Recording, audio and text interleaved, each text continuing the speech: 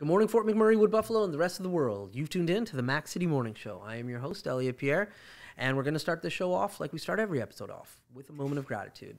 I know you could be doing a million other things with your time, and the fact that you spend it with us truly does mean the world to me. So thank you. On that note, Tanner, hit him with the intro. How's she cutting me, loves? You're listening to the Mac City Morning Show.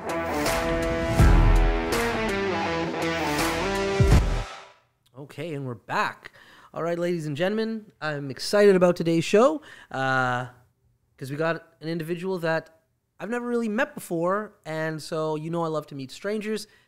We've been talking a little bit, and when I say we've been talking a little bit, he's been listening to me talk for the last 20 minutes, and so now I'm going to listen to him talk. So on that note, as you guys know, I don't introduce my guests. I let them do that themselves.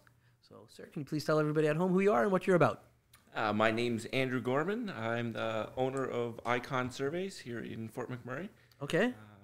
Started the company in 2017 and been kind of rolling with it ever since. Okay. And so for the people at home and myself, I can make an assumption on what you do as a company, but what does your company actually do? So we do construction surveying and underground utility locating. Mainly out at the sites, but we do a lot of work here in town as well through the municipality. Okay. Very cool. So how does that start for you? How does that journey of, obviously you must have been doing some kind of surveying work before you started to start a company, or it must be in your family history somehow. Explain this one to me. So completely stumbled on it. I guess my background is I got out of high school, joined the military. Okay. Came out to Edmonton, served with 1 PPCLI for almost 8 years. Oh, wow. Did 2 tours to Afghanistan, and on my last tour to Afghanistan, I was actually injured. Okay, I'm sorry to hear that. Started the release process, got out in 2008, and had a friend up here, so came up to visit. Really liked the area, so he got me a job with a surveying company, and started at the bottom, and then basically just kind of worked my way up throughout the years, and eventually became operations manager of HCS Focus. Was bought out by WSP. Right. And then when they decided to close their local office in end of 2016, I basically looked at it as an opportunity to go out on a limb and start my own company. So there you go. Right on. And it's been going well. I have to assume you're still in business. No, it's been going well. Even with COVID, it's been interesting. There's lots of ups and downs. Feast or famine, but no, it's been going really well. That's awesome. Fantastic. So when you're in the military, what were you doing in the service? I was in infantry. Infantry, okay. So pointy end of the spear. Okay. Yeah. Oh, wow. And so I'm always fascinated with people who join the Army, military, Navy, so on and so forth. Like, what was your drive to want to participate? So really, other than my grandparents, no real background in the military. Okay. So a little bit of a weird story. I had a friend that was looking to join and needed a ride to the recruiting center the one day. So skipped school, took him to the recruiting center, and instead of sitting in the car, obviously you have to go in. And right. I mean, their sales pitches were impeccable. Do you like camping? Yeah. Why, yes, I do. And I joined and did all the aptitude testing, stuff like that. And I always played sports and stuff like that, was into outdoors. So that's the route I wanted to go in the military. So ended up, I said I wanted to go infantry. Right. Knew that I wanted to come out west. So in Canada, you've got the RCR, which are in Ontario and New Brunswick, the Vandus, which are in Quebec, and PPCLI, which are in Alberta and Manitoba. So I was like, I don't want to go to West. I want to go PPCLI. And then in 2001, ended up getting my acceptance. Yeah. And started boot camp. So a rough year to get your acceptance into an army that's going to Afghanistan. I quite literally got the phone call on September 11th, and I was sitting watching the TV, and I'm just like, yeah, let's do this. Let's go ahead with it. You think there was any relation there, or just a coincidence? Probably a little bit of both, I think. Yeah. Wow. Wow. Very cool. And so very brave of you. And thank you for your service, man. I appreciate it. Like, it's a big deal. Like, it takes... We appreciate it. Yeah, man. It takes a very special person to, like, do that and, like, defend your country, man. That's awesome. Especially, like, at the time, like Tanner just mentioned, like, you knew... You were watching it in front of you. Something's about to happen. Yeah. And I think most people at that point, if not already in, would be like, you know what? Let's sit back and wait to see what happens here. So, okay. So, yeah, you were in the military for 8 years then. And was your main base of operation always in Alberta? Edmonton. In Edmonton. Okay. Yeah. Cool. Very cool. And so is Afghanistan the only country that you got to go to? Yeah. Okay. I did 04 and 06. So 04 was in Kabul when women were getting the right to vote and stuff like that. We primarily did camp security for the base. And then in 2006, we were the first roto to go back to Kandahar after 2001. Okay. So, and that was a much more we'll call it an aggressive mission, I guess. Right. Yeah. So we were actually under Operation Enduring Freedom, so it wasn't even a NATO-led mission. It was under the Americans. Okay. So we were outside of the wire quite frequently. So. Right. Oh, wow. Proud of you, man. Thank you very much. That's awesome. It was a great experience. I really enjoyed that I did it. Yeah. And it definitely helped me get to where I am today. No doubt. But yeah, I think doing it differently, maybe a different trade or something like that, would have been a better idea. Yeah. Well, one thing when I used to be working at Akron, we used to have a lot of NDT guys come from the military, and what it was they would actually like utilize their time off and come and work like a turnaround or a shutdown up here. And I was always like, why are you doing this? And they're like, well, when we retire from the military, like we need some like real world experience because we're going to want to work in this industry. And you make so much more money on a turnaround than the military was paying. Yep. And so they're like, it's nice to like get that like little bonus. And I have to tell you, man, they were the best employees ever because they came with structure. And I remember even they would still get in trouble. So like as an HR manager, you got to sit down, disciplinary meetings, so on and so forth. And but when a military guy got in trouble, it was just like they would come, they would sit, they'd be upright. I'd come to my office, and I'm pretty laid back, even in that position. I'd be like, hey man, what's up? Like we gotta go through some stuff today, but like it's not gonna be horrible. And they're like, yes sir. And I'd be like, do you know what you did? And they were like a robot. And I was like, listen man, you don't have to. You can relax a little bit. And none of them would relax. But then when you do a disciplinary meeting, you like outline like, hey, these are the steps moving forward. And these people would just nail those steps. Like I never saw another military guy in my office again for the same thing. Mm-hmm. I'm like, wow, you guys are proficient. So anytime like we would always hire them back, and we started working with a program called Helmets to Hard Hats. Yep.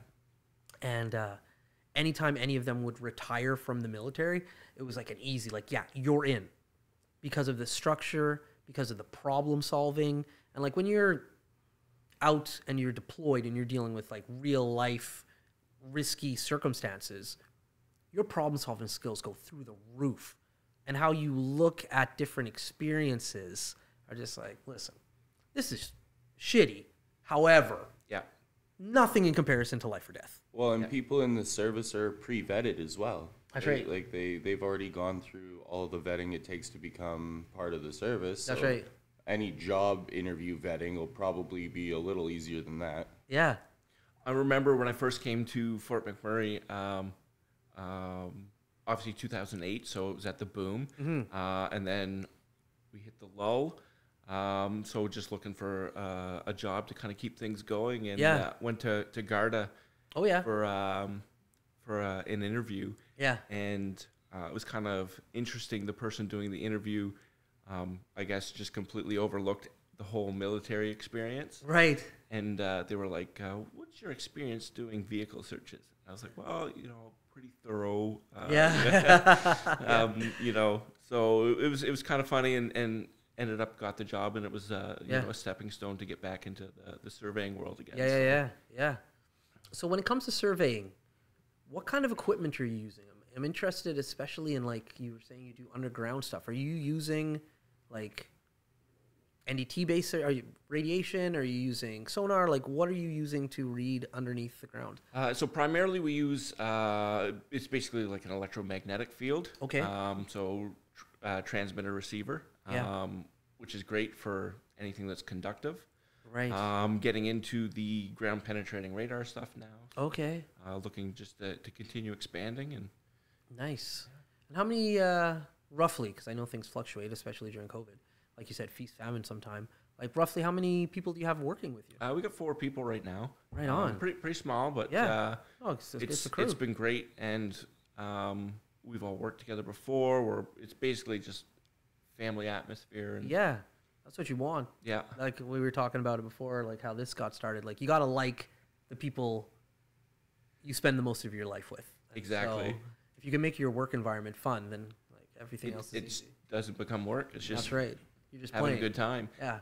And Hey, I think Tanner? that's the greatest thing about our job is that it's the problem solving. It's not doing the same thing day in and day out. And That's although right. we might be doing the same thing day out, it'll be somewhere else 100%. under different conditions.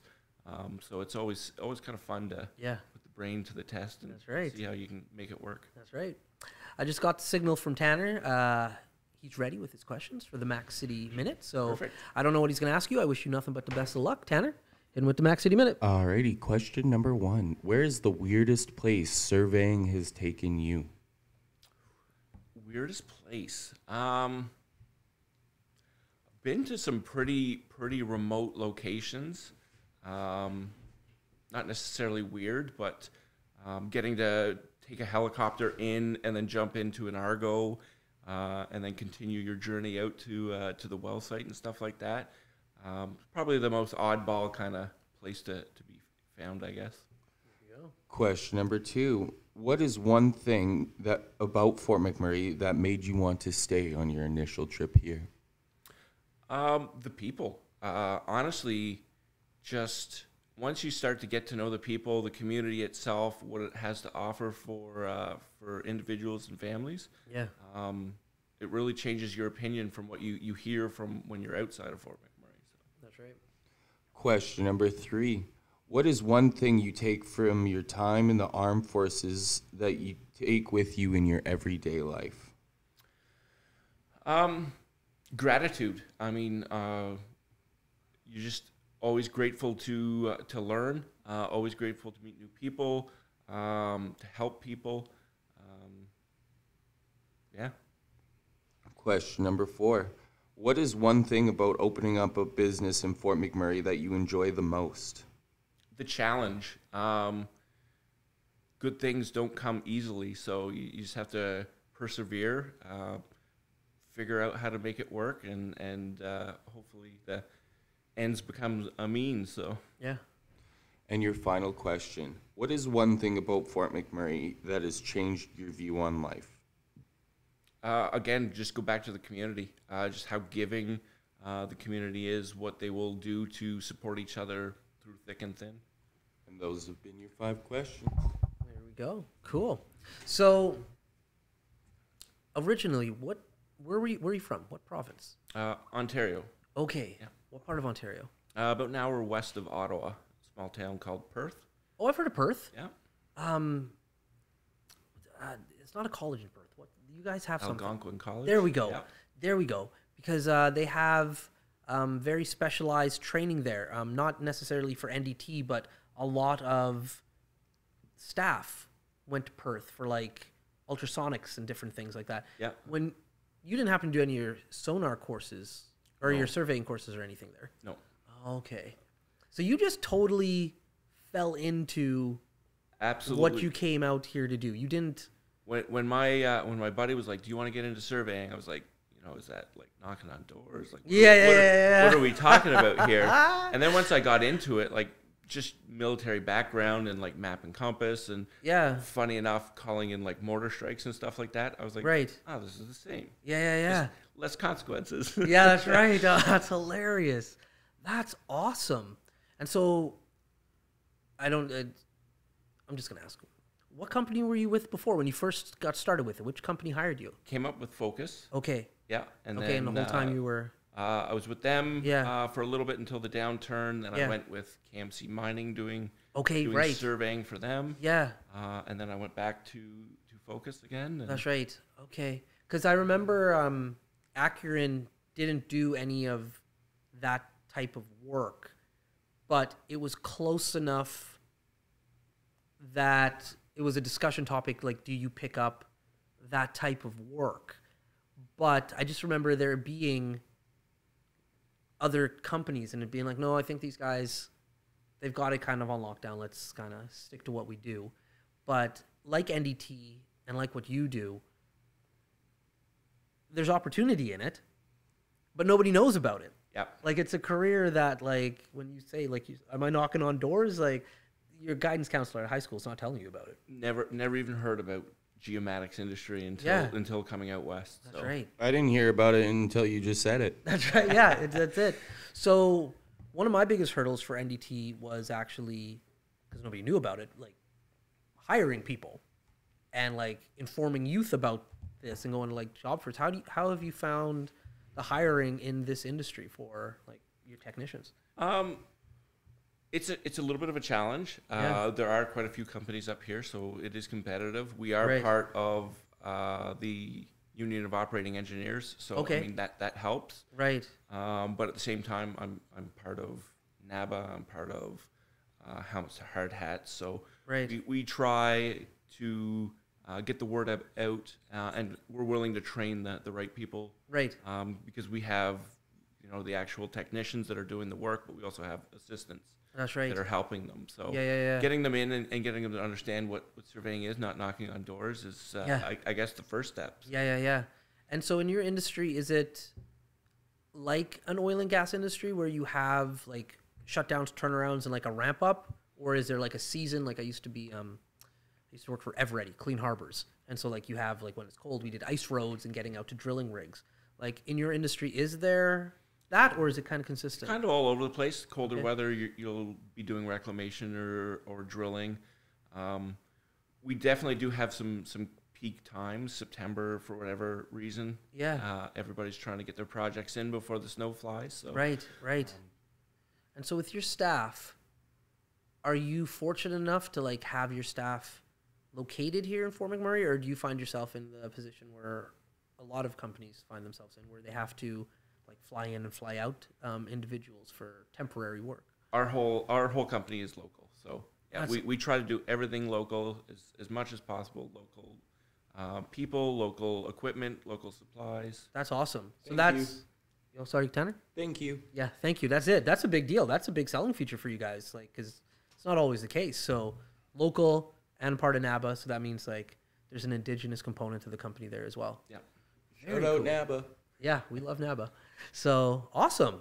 All right, man. Well, listen, that's it. Tanner tapped the watch, so I know I'm coming to the end of the show. But that being said, before we cut you loose, everybody gets a shameless shout out or plug.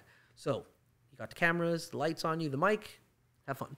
I guess the biggest thing I'd like to plug is Icon Surveys is big into the community. One of the things we do is we work with CMHA, and I actually chair a PTSD peer support group for first responders, military veterans, firefighters, nurses here in Fort McMurray. So we meet every Thursday. If you're interested in finding out more about it, I can throw my contact information out to whoever's looking for it. But it's just a great group of like-minded people who have gone through similar events and are there to help support and to learn things. So There we go. That's a good shout out, man. Okay. Well, listen, thank you very much for coming on the show. It's been awesome. We've been chatting a long time before the show even started. Please feel free to come back as many times as you want. If there's ever anything going on with like the support group that you're doing, or you want to talk about surveying, something new's happening, anything you want, please, please, please feel free to come back on the show again. I love it. Awesome, man. All right. Well, Fort McMurray, Wood Buffalo, and the rest of the world, that's been another episode of the Mac City Morning Show. Thank you very much for tuning in. It really does mean the world to me. I hope you're having a great day, and we'll see you tomorrow. Peace. I said this. That's another Mac City Morning Show done. It's so ballistic!